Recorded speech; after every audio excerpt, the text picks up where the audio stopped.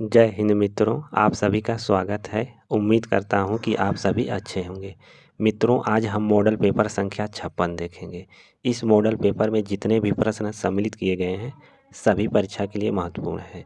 इस चैनल से जितने भी मॉडल पेपर कराए जा रहे हैं सभी का अभ्यास करें। इस चैनल की सबसे बड़ी विशेषता यह है कि इसमें सबसे कम समय में मॉडल पेपर का अभ्यास कराया जा रहा है। जिस मॉडल पेपर को अभ्यास कराने में 2 घंटे का समय लगता था, इस चैनल के माध्यम से मात्र 40 से 45 मिनट में 125 प्रश्नों का अभ्यास कराया जा रहा है, जिससे समय की बचत होगी। तो अब देर न करते हुए चलते हैं प्रश्न की ओर। देखते हैं आज का पहला प्रश्न। शुद्ध वर्तनी है। आप सभी बताइए, निम्न विकल्पों में से कौन सा शुद्ध वर्तनी वाला शब्द है?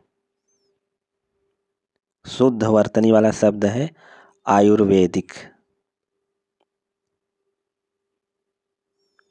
प्रश्न 2, शुद्ध वर्तनी है।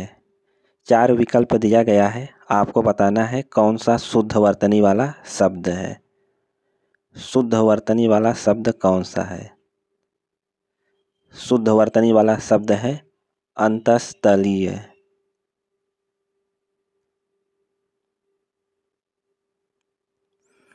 अधिकतम भारतीय भाषाओं का विकास किस लिपि से हुआ है? आप सभी बताइए, अधिकतम भारतीय भाषाओं का विकास किस लिपि से हुआ है? अधिकतम भारतीय भाषाओं का विकास ब्राह्मी लिपि से हुआ है। प्रश्न 4, निम्नलिखित में से कौन सी बोली अथवा भाषा हिंदी के अंतर्गत नहीं आती है? कन्नौजी, बांगरू, अवधी, तेलुगु। कौन सी बोली अथवा भाषा हिंदी के अंतर्गत नहीं आती है?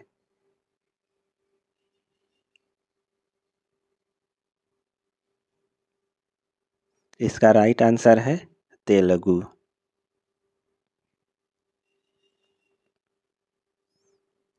प्रश्न 5, विष्णवे शब्द का संधि विच्छेद है। विष्णुधन ए, विष्णुधन ए, विष्णुधन अये, विष्णुधन ए।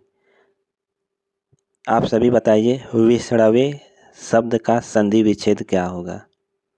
इसका संधि विच्छेद क्या होगा? तो राइट आंसर है विष्णुधन ए।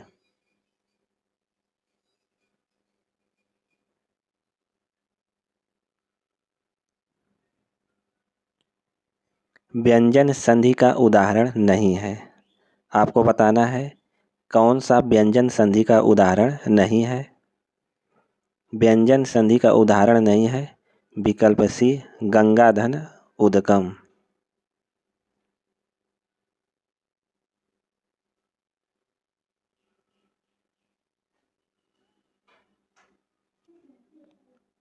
प्रश्न संख्या 7, निम्न में से कंठ्य ध्वनियाँ कौन सी हैं? आपको बताना है कंठ्य ध्वनियाँ कौन सी हैं। कंठ्य ध्वनियाँ है क, ख। प्रश्न संख्या 8, अघोष वर्ण कौन सा है? आप सभी बताइए, अघोष वर्ण कौन सा है? अघोष वर्ण है स। प्रश्न 9, देवासुर में कौन सा समास है? तत्पुरुष, द्वंद्व, द्विगु, बहुव्रीहि। देवासुर में कौन सा समास है? देवासुर में द्वंद्व समास है। प्रश्न संख्या 10, पुरुषोत्तम में समास है अव्ययी भाव, द्वंद्व, द्विगु, तत्पुरुष। पुरुषोत्तम में कौन सा समास है? इसका राइट आंसर है तत्पुरुष समास। प्रश्न 11, निम्नलिखित शब्दों में से किस शब्द में उपसर्ग का प्रयोग किया गया है? किस शब्द में उपसर्ग का प्रयोग किया गया है? उपसर्ग का प्रयोग पराजय में किया गया है।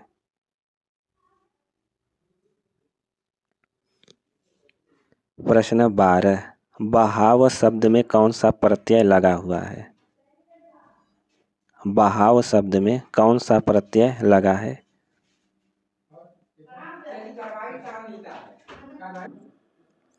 बहाव में आव प्रत्यय है। प्रश्न 13, निम्नलिखित शब्दों में से कौन सा तत्सम शब्द नहीं है? आपको बताना है तत्सम शब्द कौन सा नहीं है। तत्सम शब्द नहीं है हल्दी। प्रश्न 14, कैवर्त शब्द का तद्भव रूप है? मल्लाह, केवट, नाविक, केवल। कैवर्त शब्द का तद्भव रूप कौन सा है? इसका राइट आंसर है केवट। प्रश्न संख्या 15, निम्नलिखित में से रूढ़ शब्द है? वाचनालय, समतल, विद्यालय, पशु। वाचनालय, समतल, विद्यालय, पशु। आपको बताना है कौन सा रूढ़ शब्द है। रूढ़ शब्द है पशु। प्रश्न 16, इनमें से बादल का पर्यायवाची नहीं है? जलद, जलधि, मेघ, वारिद। कौन सा बादल का पर्यायवाची शब्द नहीं है? बादल का पर्यायवाची नहीं है जलधि। प्रश्न 17, धूसर किसका पर्यायवाची है? अश्व, मेघ, गर्दभ, अजा। धूसर किसका पर्यायवाची शब्द है? धूसर गर्दभ का पर्यायवाची है। प्रश्न 18, आहूत का विलोम शब्द है? हूत, अनहूत, अपहूत, अनाहूत। आहूत का विलोम शब्द आप सभी बताइए। आहूत का विलोम अनाहूत होता है। प्रश्न 19, उन्मीलन शब्द का विलोम है? अनुमीलन, निमीलन, अवमीलन, मीलन। उन्मीलन का विलोम निमीलन होता है। प्रश्न 20, युद्ध की इच्छा रखने वाला के लिए एक शब्द है? योद्धा, युद्धरत, युद्धवीर, युयुत्सु। आप सभी बताइए युद्ध की इच्छा रखने वाले के लिए एक शब्द क्या होगा? तो राइट आंसर है युयुत्सु।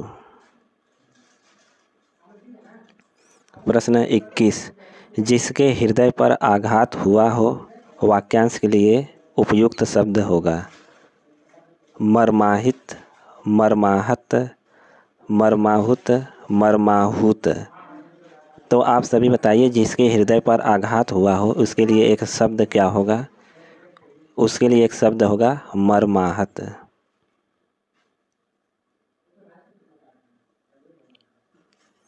प्रश्न 22, अनेकार्थी शब्द नग का निम्नलिखित में से एक अर्थ है? रथ, पारा, हाथी, मोक्ष। अनेकार्थी शब्द नग का निम्नलिखित में से एक अर्थ क्या होगा? नग का अर्थ है हाथी। प्रश्न 23, गूलर का फूल होना मुहावरे का अर्थ क्या होगा? आप सभी बताइए गूलर का फूल होना मुहावरे का अर्थ क्या होगा? गूलर का फूल होना मुहावरे का अर्थ होगा दुर्लभ होना। प्रश्न 24, कलेजे पर सांप लौटना मुहावरे का अर्थ है? दुखी होना, ईर्ष्या से जल उठना, दुश्मनी निकालना, दीनता प्रकट करना। कलेजे पर सांप लौटना मुहावरे का सही अर्थ क्या होगा? इसका सही अर्थ है ईर्ष्या से जल उठना। प्रश्न 25, नीचे दिए गए वाक्य में अकर्मक क्रिया है। मैं पुस्तक पढ़ता हूँ, ये चीज़ें तुम्हारी जी ललचाती हैं, श्याम सोता है, वह अपना सिर खुजलाता है। आपको बताना है कि कौन सा वाक्य अकर्मक क्रिया का है। प्रश्न 25 का राइट आंसर है श्याम सोता है, अकर्मक क्रिया है।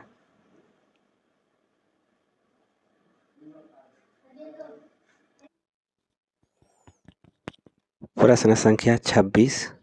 एक विशेषण शब्द नहीं है। वरदान, वरद, वरदायक, वरणीय। तो कौन सा विशेषण शब्द नहीं है यह आपको बताना है। विशेषण शब्द कौन सा नहीं है।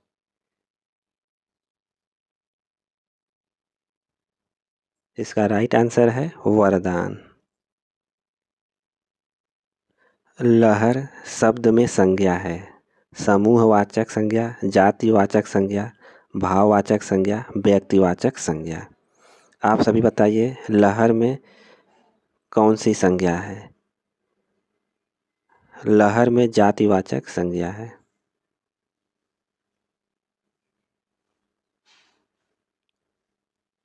आज मैंने अधिक केले खा लिए हैं। वाक्य में कौन सा विशेषण है। संख्यावाचक, परिमाणवाचक, गुणवाचक, सार्वनामिक विशेषण। आज मैंने अधिक केले खा लिए हैं, इस वाक्य में कौन सा विशेषण है। इसमें सार्वनामिक विशेषण है। प्रश्न 29। संविधान में किस धारा के अनुसार संसद का कार्य हिंदी में या अंग्रेजी में किया जाता है। 120, अनुच्छेद 210, अनुच्छेद 343, अनुच्छेद 344 में। संविधान की किस धारा के अनुसार संसद का कार्य हिंदी या अंग्रेजी में किया जाता है। तो राइट आंसर अनुच्छेद 120। मेरा भाई सोहन अधिक पुस्तकें पढ़ता है। वाक्य में करता है। मेरा भाई सोहन पढ़ता है धार्मिक पुस्तकें।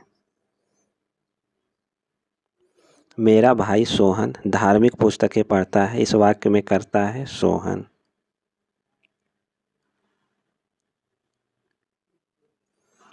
प्रश्न 31। राम रोटी नहीं खाता है, इस वाक्य में कर्मवाच्य रूप है। आप सभी बताइए राम रोटी नहीं खाता है, इस वाक्य में कर्मवाच्य रूप है।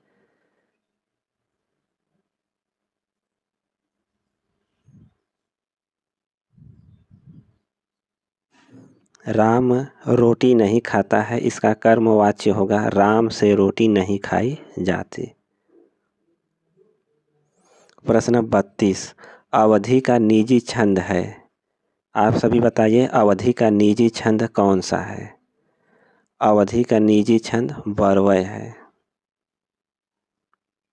प्रश्न 33।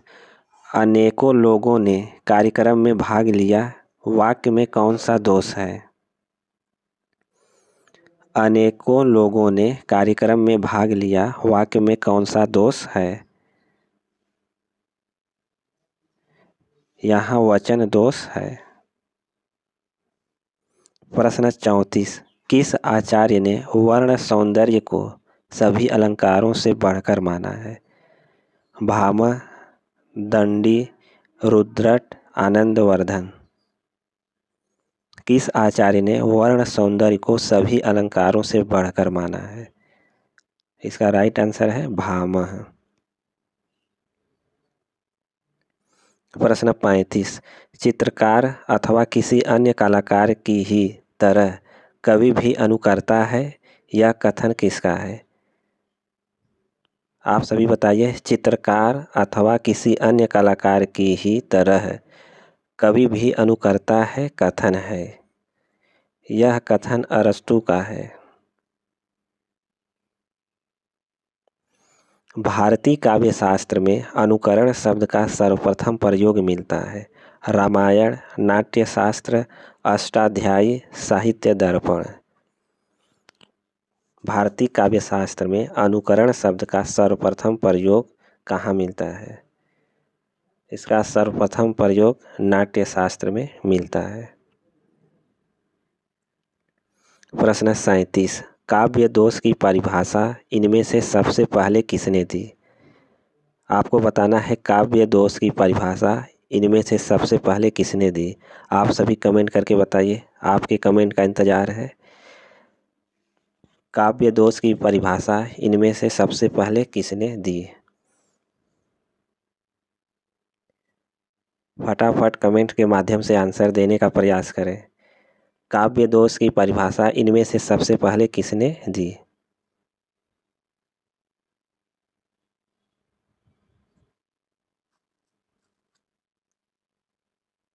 काव्य दोष की सबसे पहले परिभाषा वामन ने दिया। प्रश्न 38, निम्नलिखित में से छंद शास्त्र की प्रथम पुस्तक है? काव्य शास्त्र, छंद सूत्र, रसिक प्रिया, छंद प्रभाकर।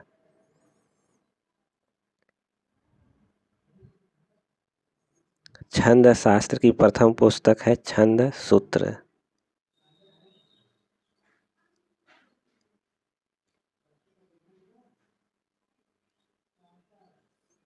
प्रश्न 39, निम्नलिखित में से कौन सा वर्ण घोष है? आपको बताना है कि कौन सा वर्ण घोष है। घोष वर्ण है द।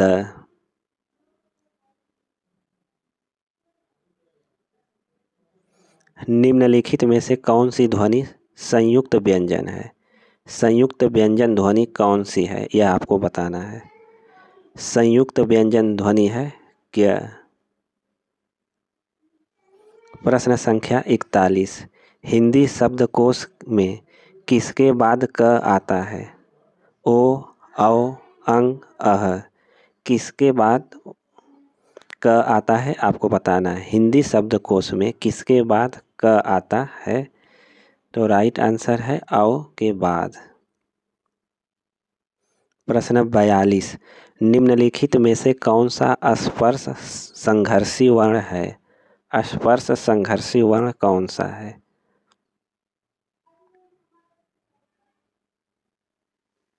राइट आंसर है विकल्प सी।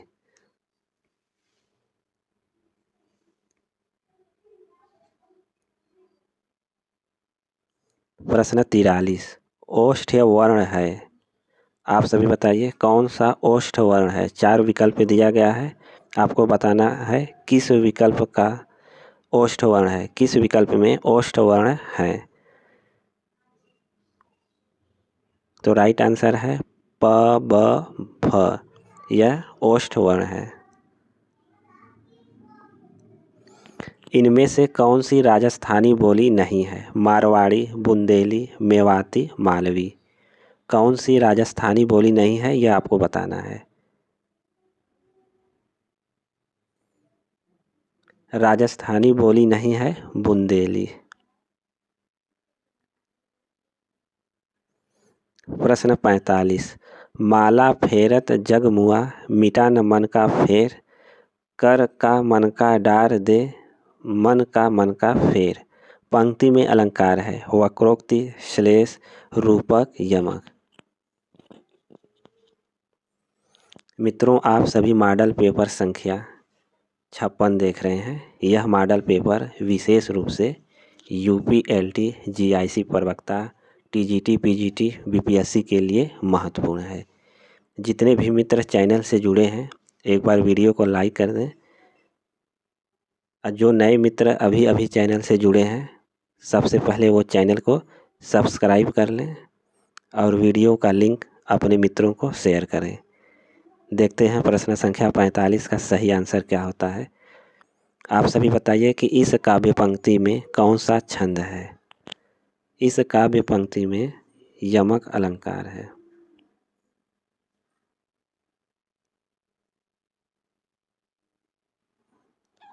प्रश्न 46, निम्न में से कौन सा अरबी भाषा का शब्द है? गिरफ्तार, इंजन, मोटर, ट्रेन। कौन सा अरबी भाषा का शब्द है यह आपको बताना है। अरबी भाषा का शब्द है गिरफ्तार। निम्नलिखित में से नीलकंठ कौन सा शब्द है? रूढ़, यौगिक, योग रूढ़, कोई नहीं। नीलकंठ कौन सा शब्द है? नीलकंठ योग रूढ़ शब्द है। प्रश्न 48, ब्रज भाषा किस अपभ्रंश से विकसित है? शौरसेनी, मागधी, पैशाची, अर्धमागधी। ब्रज भाषा किस अपभ्रंश से विकसित है? ब्रजभाषा शौरसेनी अपभ्रंश से विकसित है। प्रश्न 49, श्वेता के द्वारा खाना खाया जाता है, वाक्य कौन सा वाच्य है? श्वेता के द्वारा खाना खाया जाता है, कौन सा वाच्य है?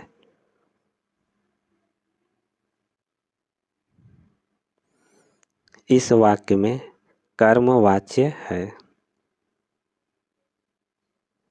प्रश्न 50, शुद्ध वाक्य का चयन करो। आपको बताना है कौन सा शुद्ध वाक्य वाला वाक्य है।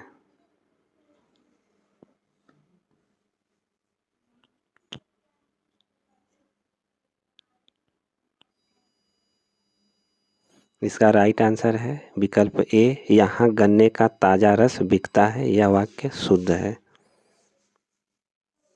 प्रश्न 51, उल्टे बांस बरेली को मुहावरे का अर्थ है।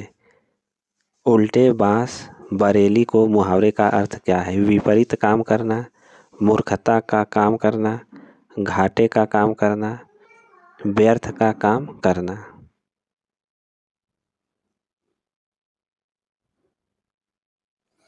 इस मुहावरे का अर्थ है विपरीत काम करना।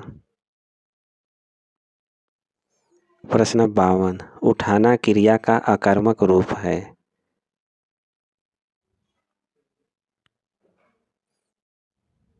उठाना क्रिया का आकर्मक रूप क्या होगा?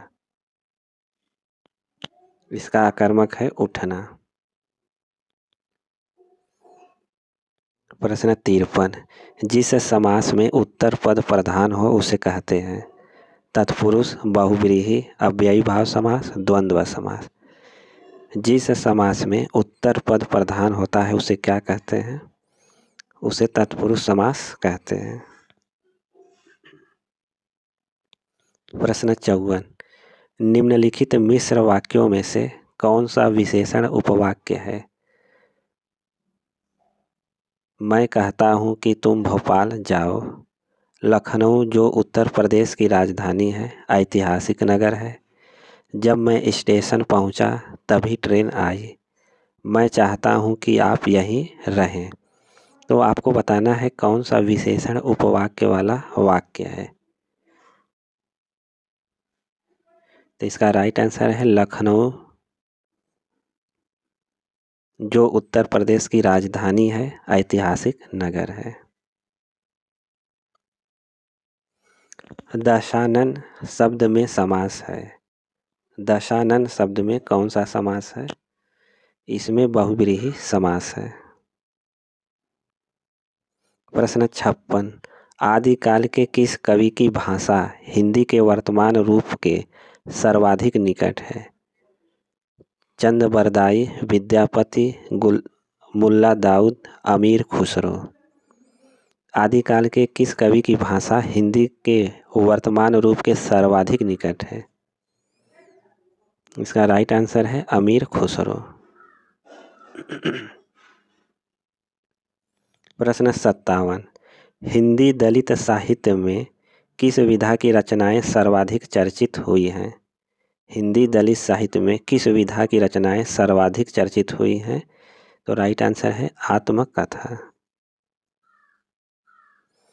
प्रश्न 58, असंगत है।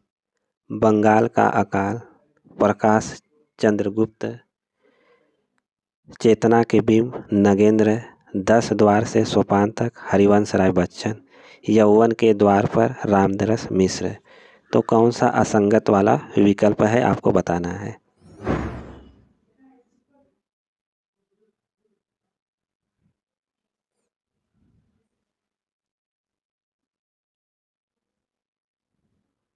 इसका राइट आंसर है विकल्प डी, यौवन के द्वार पर, रामदरस मिश्र।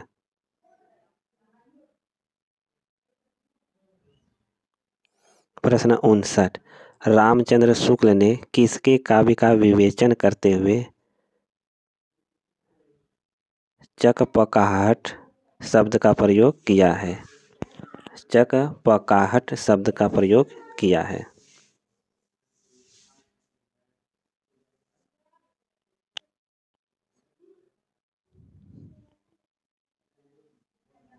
इसका राइट आंसर है घनानंद के।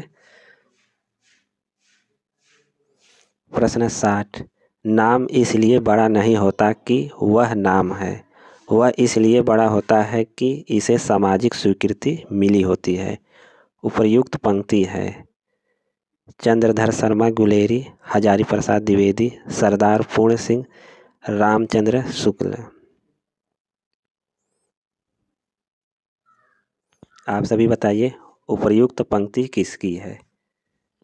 इसका राइट आंसर है हजारी प्रसाद द्विवेदी का। असंगत है जुलूस रुका है विवेकी राय, युद्ध यात्रा धर्मवीर भारती, तूफानों के बीच रांगे राघव, ऋण जल धन जल प्रभाकर माचवे।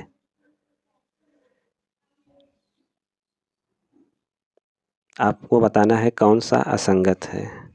असंगत है विकल्प डी, ऋण जल धन जल प्रभाकर माचवे। प्रश्न 62, संगत है अपने अपने अजनबी धर्मवीर भारती, गिरती दीवारें भीष्म साहनी, जहाज का पंछी इलाचंद जोशी, त्यागपत्र अज्ञेय। तो कौन सा संगत है आपको बताना है। इस प्रकार के प्रश्न में 3 असंगत दिया होता है और 1 संगत होता है, तो हमें संगत का चयन करना है कि कौन सा विकल्प संगत है। संगत है विकल्प सी, जहाज का पंछी इलाचंद जोशी। निम्नलिखित में से कौन हिंदी साहित्य के पितामह के रूप में जाने जाते हैं। हिंदी साहित्य के पितामह के रूप में कौन जाने जाते हैं। तो राइट आंसर है भारतेंदु हरिश्चंद्र।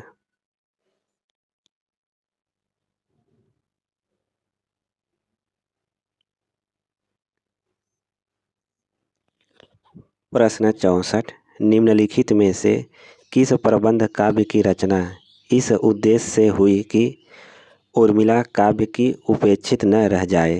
पंचवटी, रंग में भंग, साकेत, गुरुकुल। प्रश्न संख्या 64 का राइट आंसर है साकेत।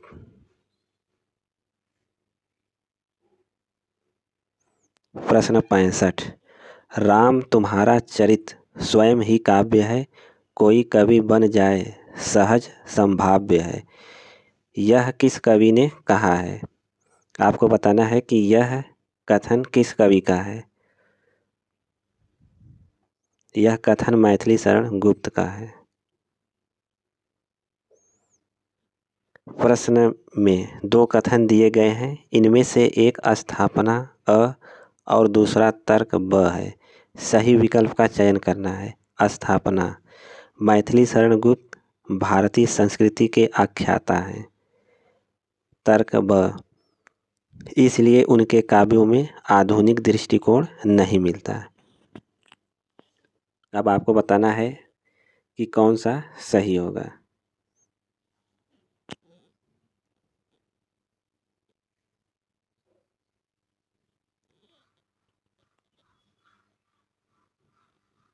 इसका राइट आंसर है विकल्प ए, अ सही है परंतु ब गलत है। मैथिली शरण गुप्त भारतीय संस्कृति के आख्याता हैं, यह सही है। इसलिए उनके काव्य में आधुनिक दृष्टिबोध नहीं मिलता, यह असत्य है। प्रश्न में 2 कथन दिए गए हैं, इनमें से एक स्थापना और दूसरा तर्क है। सही विकल्प का चयन करना है। स्थापना, भारतेंदु युग में मध्यकालीनता और आधुनिक का द्वंद्व है, क्योंकि उस समय का भारतीय समाज संक्रमण के दौर से गुजर रहा था। आपको बताना है कि कौन सा विकल्प सही होगा। सही विकल्प है विकल्प सी, अ सही है और ब भी सही है, तो दोनों सही है, राइट आंसर है। हो गया व्यर्थ जीवन मैं रण में हार गया, यह काव्य पंक्ति निराला की किस कविता में है। हो गया व्यर्थ जीवन मैं रण में हार गया, यह काव्य पंक्ति निराला की किस कविता में है?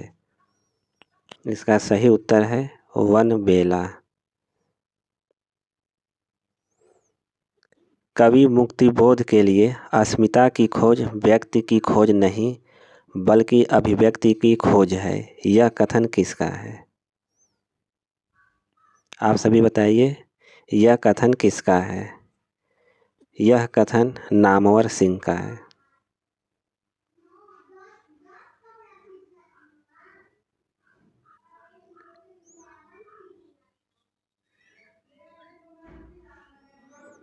मित्रों, इसमें बीच का जो प्रश्न है 70-71 छूट गया है। चलिए अब चलते हैं प्रश्न 72 पर। कौन सी काव्य कृति गिरिजा कुमार माथुर की नहीं है? गिरिजा कुमार माथुर की कौन सी काव्य कृति नहीं है, यह आपको बताना है। तो राइट आंसर है बुनी हुई रस्सी।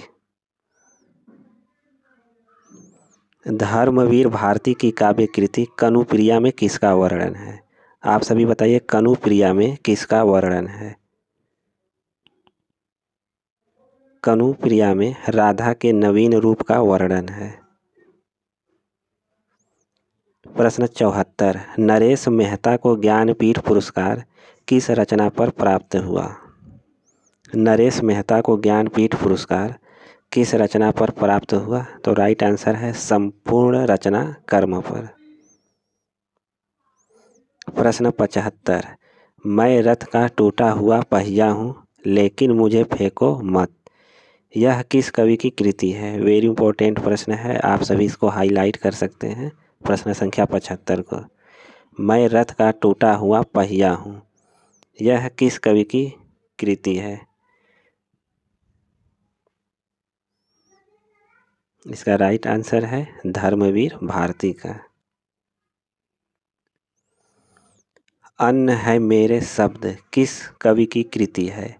अन्न है मेरे शब्द, यह काव्य कृति एकांत श्रीवास्तव का है। निम्नलिखित में से कौन सा कवि अकविता आंदोलन से जुड़ा है? सुदामा पांडे, धूमिल, अशोक वाजपेयी, नरेश मेहता, सौमित्र मोहन। तो कौन सा कवि अकविता आंदोलन से जुड़ा है? तो राइट आंसर है सुदामा पांडे, धूमिल। आलसियों का कोड़ा किसकी रचना है? आलसियों का कोड़ा किसकी रचना है? सितारे हिंद, लल्लू लाल, मुंशी सदा सुख लाल, लल्लू लाल। यहाँ पर लल्लू लाल 2 बार आ गया है। आपको बताना है आलसियों का कोड़ा किसकी रचना है? तो यह राजा शिवप्रसाद सितारे हिंद का है। 8वां सर्ग किस विधा की रचना है? आप सभी बताइए, 8वां सर्ग किस विधा की रचना है? यह नाटक विधा की रचना है। प्रश्न संख्या 80, निम्नलिखित में से गौतम बुद्ध के आख्यान पर आधारित नाटक है? कौन गौतम बुद्ध के आख्यान पर आधारित नाटक है, यह आपको बताना है। गौतम बुद्ध के आख्यान पर आधारित नाटक है लहरों के राज हंस। प्रश्न 81, किस एकांकीकार ने अतीत गौरव को प्रस्तुत करते हुए राष्ट्रीयता और देश प्रेम की भावना जगाने का प्रयास किया? किस एकांकीकार ने अतीत गौरव को प्रस्तुत करते हुए राष्ट्रीयता और देश प्रेम की भावना जगाने का प्रयास किया? तो राइट आंसर है राम कुमार वर्मा ने।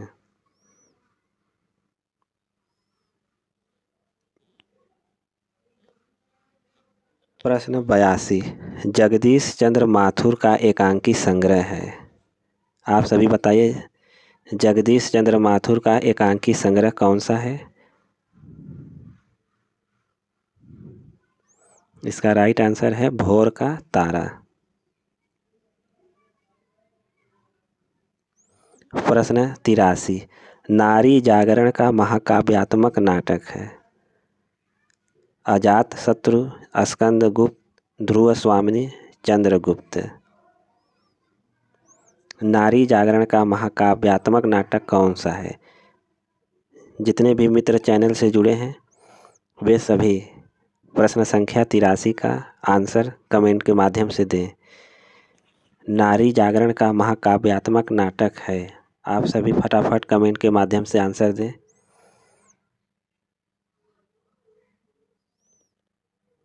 अभी तक किसी का आंसर नहीं आया। प्रश्न 83 का आंसर देने का प्रयास करें। नारी जागरण का महाकाव्यात्मक नाटक है। नारी जागरण का महाकाव्यात्मक नाटक कौन सा है? इसका राइट आंसर है ध्रुव स्वामिनी। अंधेर नगरी नाटक का अंतिम दृश्य है। अंधेर नगरी नाटक का अंतिम दृश्य, इसका अंतिम दृश्य है शमशान।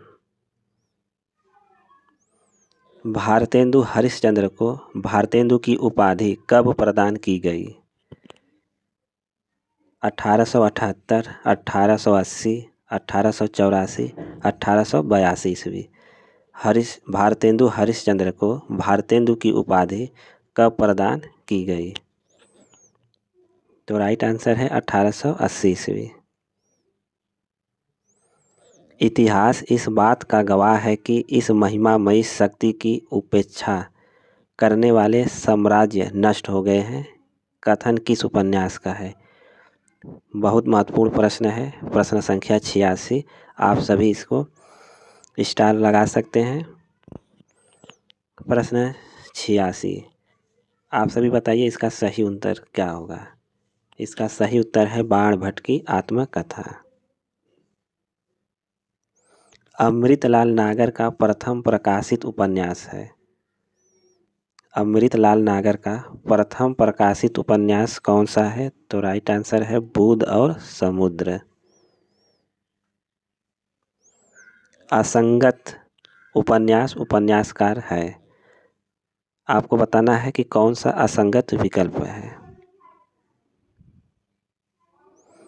असंगत विकल्प कौन सा है?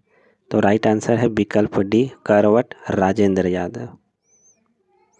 परीक्षा गुरु में किस शहर के रईस की कथा है? परीक्षा गुरु में किस शहर के रईस की कथा है? तो राइट आंसर है दिल्ली।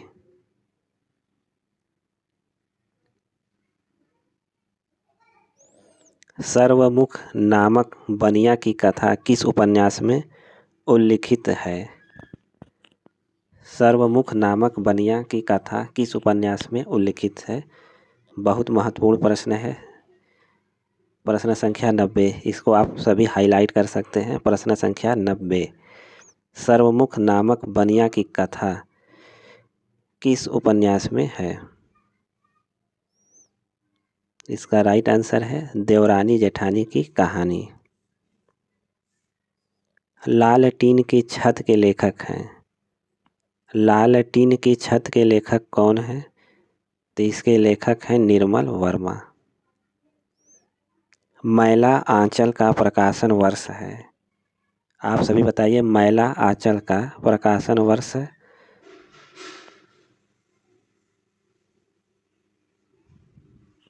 मैला आंचल का प्रकाशन 1954 ईस्वी में हुआ। उसने कहा था कहानी के लेखक हैं।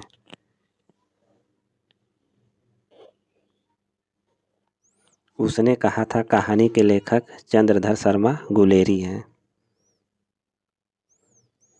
क्या स्त्री होना पाप है? उपर्युक्त संवाद किस कहानी से संबद्ध है? वेरी इंपॉर्टेंट प्रश्न। आप सभी इसको हाईलाइट कर लें। प्रश्न संख्या 94, क्या स्त्री होना पाप है? उपर्युक्त संवाद किस कहानी से है? यह संवाद आकाशदीप से है। मुखौटा कहानी, मुखौटा किस लेखिका का कहानी संग्रह है? मुखौटा किस लेखिका का कहानी संग्रह है? तो राइट आंसर है ममता कालिया। मित्रों, आप सभी मॉडल पेपर संख्या 56 देख रहे हैं। इस मॉडल पेपर में जितने भी प्रश्न सम्मिलित किए गए हैं सभी महत्वपूर्ण हैं। मित्रों, आप सभी वीडियो को एक बार लाइक और वीडियो का लिंक अपने मित्रों को शेयर कर दें। चलते हैं प्रश्न संख्या 96 पर। बैर क्रोध का आचार या मुरब्बा है, यह कथन किस निबंधकार का है? बैर क्रोध या अचार का मुरब्बा है, यह कथन किस निबंधकार का है? तो राइट आंसर है आचार्य रामचंद्र शुक्ल का। यमलोक की यात्रा निबंध के लेखक हैं। यमलोक की यात्रा निबंध के लेखक कौन हैं? यमलोक की यात्रा निबंध के लेखक हैं राधाचरण गोस्वामी। प्रश्न 98। केदारनाथ अग्रवाल छायावादोत्तर कविता के सुमित्रा नंदन पंत हैं, यह कथन किस आलोचक का है? वेरी इंपॉर्टेंट प्रश्न। केदारनाथ अग्रवाल छायावादोत्तर कविता के सुमित्रा नंदन पंत हैं, यह कथन किस आलोचक का है? यह कथन बच्चन सिंह का है। वट की छाया में किस लेखक की स्मृति को सुरक्षित रखने के लिए लिखा गया है? वेरी इंपॉर्टेंट प्रश्न है।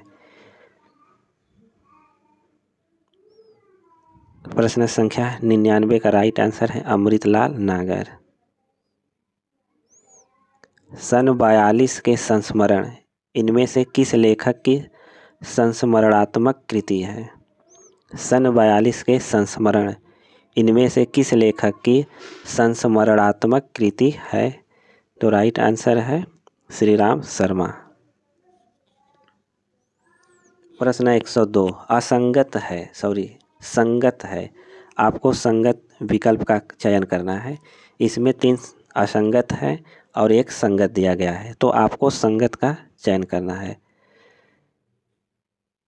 तो संगत है विकल्प डी, समय के पाँव, माखनलाल चतुर्वेदी। प्रश्न 102। निम्नलिखित में विष्णु प्रभाकर लिखित यात्रा वृत्त कौन सा है? विष्णु प्रभाकर कृत यात्रा वृत्त कौन सा है? तो राइट आंसर है ज्योतिपुंज हिमालय।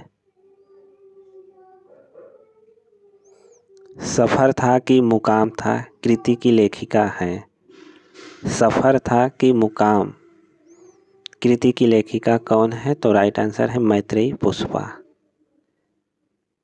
जगदीश गुप्त को 1997 ईस्वी में किस सम्मान से विभूषित किया गया? भारत भारती सम्मान, ज्ञानपीठ सम्मान, सरस्वती सम्मान से या व्यास सम्मान से?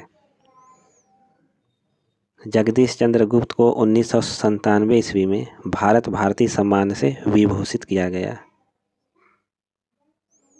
भारत बंधु पत्रिका का संपादन कौन करता है? तोताराम, सदानंद, प्रताप नारायण मिश्र, बनारसी दास चतुर्वेदी। भारत बंधु पत्रिका का संपादन तोताराम।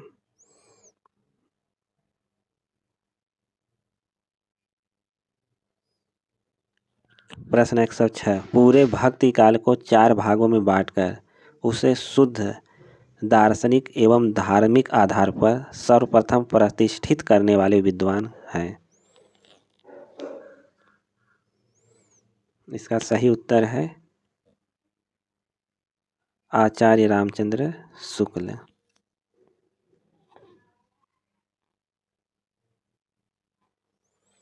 आदिकाल को संक्रमण काल की संज्ञा किसने दी है? आदिकाल को संक्रमण काल की संज्ञा किसने दी है? तो राइट आंसर है राम खिलावन पांडे। किस सिद्ध कवि की रचनाओं में रहस्य भावना की प्रधानता है? सरहपा, लुइपा, सबरपा, कर्णहपा। किस सिद्ध कवि की रचनाओं में रहस्य भावना की प्रधानता है?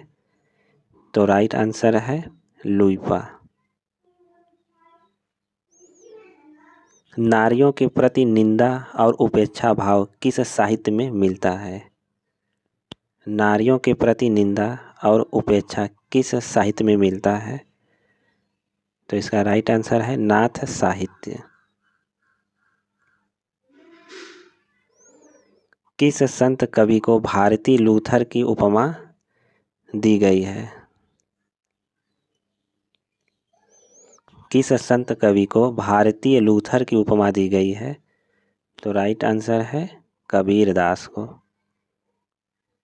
प्रश्न 111 है, अपने अपने अजनबी उपन्यास के उपन्यासकार कौन हैं? अपने अपने अजनबी उपन्यास के उपन्यासकार हैं अज्ञेय। प्रश्न 112, विवेचन की दृष्टि से नवरसों का सफल निरूपण करने वाले आचार्यों में एक नाम लिया जा सकता है।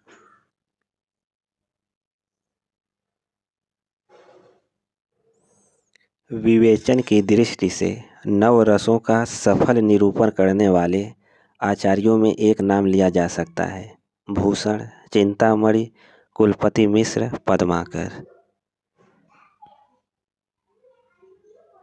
आपको बताना है विवेचन की दृष्टि से नवरसों का सफल निरूपण करने वाले आचार्यों में एक नाम लिया जा सकता है।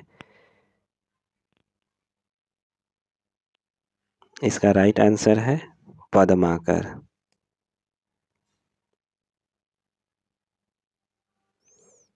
प्रश्न 113, आनंद अरुणोदय कविता के रचयिता हैं प्रताप नारायण मिश्र, प्रेमघन, राधाचरण गोस्वामी, भारतेंदु।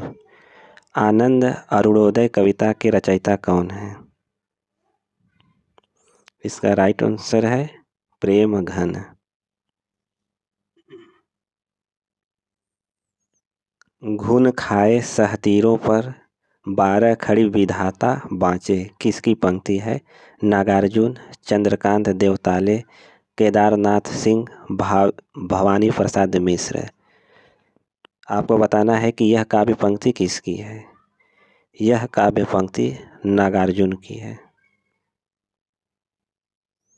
प्रश्न 115, प्रगतिवादी विभ्रम है कथन किसका है? अज्ञेय, त्रिलोचन, डॉक्टर जगदीश गुप्त, नामवर सिंह। प्रगतिवादी विभ्रम है यह कथन किसका है? यह कथन डॉक्टर जगदीश गुप्त का है। नई समीक्षा नए संदर्भ किसकी आलोचना कृति है? नई समीक्षा नए संदर्भ किसकी आलोचना कृति है यह आपको बताना है। यह आलोचना कृति डॉक्टर नगेंद्र का है। युग की गंगा किसकी कृति है? युग की गंगा किसकी कृति है? युग की गंगा केदारनाथ अग्रवाल की कृति है। प्रश्न 118, न जाने ढुलक ओस में कौन खींच लेता मेरे दृग मौन पंत की किस कविता की पंक्ति है? निशा निमंत्रण, मौन निमंत्रण, नौका विहार, ज्योत्सना। आपको बताना है कि यह काव्य पंक्ति पंत की किस कविता से है। तो इसका राइट आंसर है मौन निमंत्रण से। निम्नलिखित में से कौन नीतिकार कवि नहीं है? नीतिकार कवि कौन नहीं है आपको बताना है। तो राइट आंसर है गिरिधर दास। वह रस उदाहरण जो रीतिकाल में लिखे गए हैं जितने कि संपूर्ण साहित्य में नहीं लिखे गए हैं। वह रस उदाहरण जो रीतिकाल में लिखे गए हैं जितने कि संपूर्ण साहित्य में नहीं लिखे गए हैं। तो आपको बताना है कि रीतिकाल में सर्वाधिक किस रस में लिखे गए हैं। 120 का राइट आंसर है श्रृंगार रस। प्रश्न 121, फूल मंजरी कृति के कृतिकार कौन हैं? फूल मंजरी मतीराम की कृति है। प्रश्न 122, रामचंद्रिका का समय है। आप सभी बताइए रामचंद्रिका का रचना समय क्या है। इसका रचना समय है 1601। प्रश्न 123, 84 वैष्णवन की वार्ता और 252 वैष्णवन की वार्ता मूल रूप से है। जीवन वृत्त, कथा कहानी, आत्मकथा, निबंध। यह मूल रूप से जीवन वृत्त है।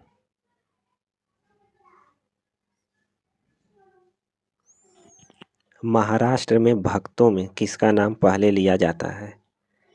सूरदास, तुलसीदास, रामदास, तुकाराम।